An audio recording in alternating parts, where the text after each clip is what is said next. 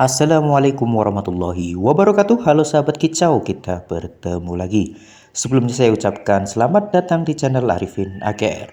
Pada kesempatan kali ini kita akan membahas bagaimana cara merawat burung konin bahan dari Om Yohan agar rajin bunyi dan cepat gacor.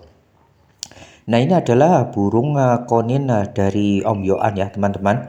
Nah, saran saya apabila teman-teman merawat burung konin yang dari Om Yohan, usahakan yang masih muda. Nah, silakan mau memilih burung yang masih hijauan, yang trotol atau yang mau mutasi ya teman-teman. Nah, tujuan dari dipilihnya burung konin yang masih muda, karena burung konin ini tingkat stresnya lebih ringan atau tidak setinggi burung yang sudah metalik atau burung konin yang sudah dewasa. Nah, kemudian untuk kedepannya lebih mudah untuk di mastery ya teman-teman. Nah, kemudian untuk kita setting pola rawatannya ke depan, burung konin yang lebih muda ini lebih cenderung lebih mudah. Dan pastikan apabila teman-teman memilih konin yang masih hijauan, nah, pastikan bahwa konin yang dipilih jantan ya teman-teman.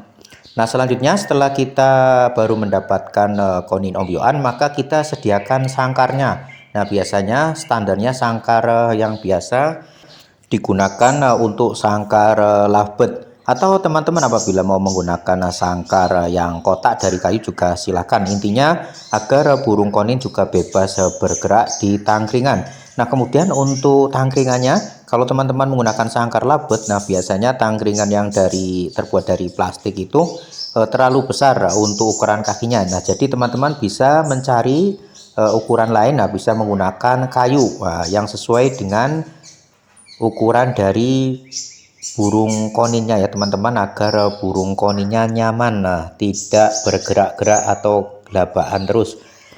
Nah, selanjutnya yaitu mengenai pemberian makan, kemudian minuman, serta pola rawatannya seperti apa.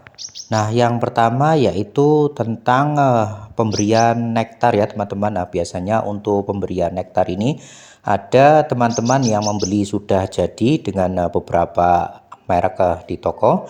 Nah, kemudian bisa juga teman-teman membuat nektar sendiri. Nah, yang perlu diperhatikan ketika membuat nektar sendiri yaitu yang pertama, burung sudah mau makan ekstra puding yang lain atau tidak, seperti kroto atau ulat.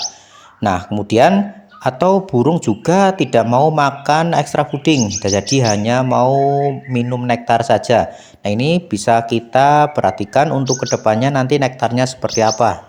Nah, apabila teman-teman memperhatikan burungnya sudah mau makan ekstra puding, maka kita bisa memberikan minyak ikan ya teman-teman. Nah, ini minyak ikan itu alternatif saja. Nah, kemudian kita bisa memberikan telur, yaitu hanya memberikan kuning telurnya. Kemudian kita bisa campurkan dengan madu dan sirup ya teman-teman.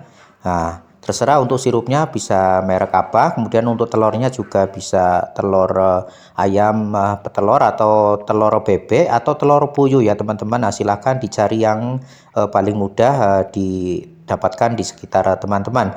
Nah, kemudian apabila ternyata burung koninnya ini belum mau memakan ekstra puding, maka bisa ditambahkan dengan susu.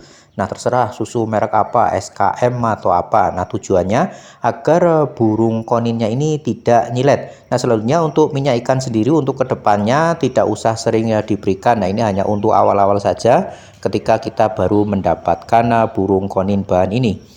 Mengingat burung konin ini masih muda, agar pertumbuhan bulunya bagus. Nah, kemudian agar daya tangkapnya dalam menerima materi yang kita berikan ini cepat ya teman-teman. Nah, selanjutnya kenapa saya memberikan nektar ini ada dua macam. Nah, apabila untuk penjemuran dirasa kurang karena kita terlalu sibuk atau tidak ada panas karena sering hujan, maka satunya ini nektar berisi sirup dan madu yang agak banyak. Nah, fungsinya kita berikan madu yang lebih banyak agar burung ini merasa hangat ya teman-teman. Nah, mengingat musimnya nanti ketika hujan tidak ada panas, kemudian bisa juga karena kita sibuk tidak sempat untuk menjemur burung konin ini, maka kita bisa menyediakan 2 nektar seperti ini. Nah, terserah teman-teman untuk membuat nektar setiap hari, membuat nektar atau sekalian dibuat untuk stok disimpan di kulkas. Nah, dicari praktisnya saja. Nah, selain dari minuman nektar, jangan lupa juga untuk selalu membersihkan cepu air putih biasanya ya teman-teman. Nah, selain untuk minum juga biasanya untuk mandi.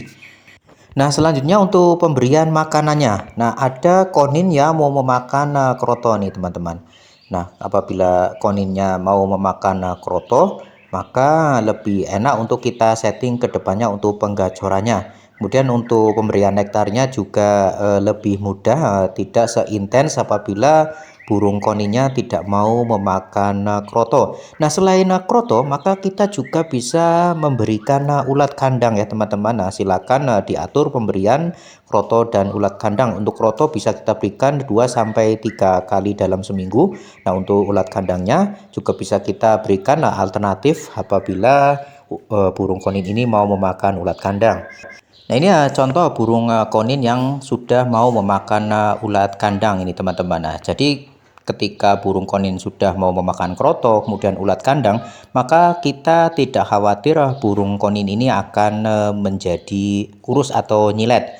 Nah, selanjutnya untuk pola rawatan yang tidak kalah menarik atau tidak kalah pentingnya untuk burung konin, terutama untuk burung konin masteran atau burung konin untuk lomba. Untuk pola rawatannya sendiri yaitu yang pertama yaitu pengembunan. Nah, pengembunan bisa kita lakukan ketika waktu fajar. Nah, kurang lebih jam 4 atau waktu subuh untuk yang muslim ya teman-teman. Nah, bisa kita letakkan burung konin ini di bawah pepohonan atau di depan teras. Nah, ketika kita meletakkan burung konin ini di bawah pepohonan, pastikan tidak hujan atau gerimis ya teman-teman. Nah, untuk pengembunan ini fungsinya yaitu agar burung konin ini terterapi seolah-olah berada di alam liarnya. Nah, kemudian suasana di sekitar udaranya masih bersih sehingga bagus untuk pernapasan burung konin. Nah, kemudian suasana di sekitar sudah mulai ada burung lain yang berbunyi. Nah, ini akan memancing burung konin ini untuk berbunyi dan merekam atau dimasteri suara-suara yang lain secara alami. Nah, selanjutnya yaitu penjemuran ya teman-teman. Nah, penjemuran bisa dilakukan kurang lebih selama setengah jam sampai 1 jam. Nah, terutama untuk teman-teman yang berada di daerah dingin atau daerah pegunungan. Nah, tujuannya agar bulunya tidak melembung atau membalon. Nah, dengan kecukupan penjemuran, maka burung ini senantiasa akan sehat dan fit. Nah, jangan lupa juga untuk membersihkan alas sangkarnya dari kotoran ya teman-teman, agar tidak bau dan tidak menjadi sarang penyakit. Kemudian apabila tangkringannya kotor atau lengket karena nektar, bisa dibersihkan juga. Nah, selanjutnya yang tidak kalah pentingnya dari pola rawatan yaitu pemasteran. Nah, teman-teman harus jeli berikan masteran yang berkualitas atau yang baik. Nah, bisa salah satunya bisa menggunakan burung alami, yaitu burung pelatuk ya teman-teman. Nah, terutama pelatuk sampit. Nah, karena ciri dari burung pelatuk sampit ini suaranya mengkristal. Nah, apabila masuk ke dalam burung yang kita masteri, maka jatuhnya nanti akan kenceng dan volumenya kristal sehingga akan nampak bersuara jelas. Nah, teman-teman juga bisa memasteri dengan suara burung yang lain seperti burung ciblek dan burung yang lainnya.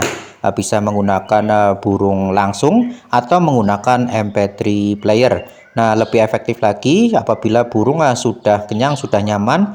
Nah, terserah teman-teman mau mengkerodong atau tidak untuk memasteri burung konin ini. Nah, intinya dalam melakukan pemasteran teman-teman juga harus sabar. Nah, serta juga untuk pola rawatan yang lainnya, kemudian pemberian makan kita lakukan dengan sabar, konsisten dan telaten agar nanti hasilnya bisa maksimal.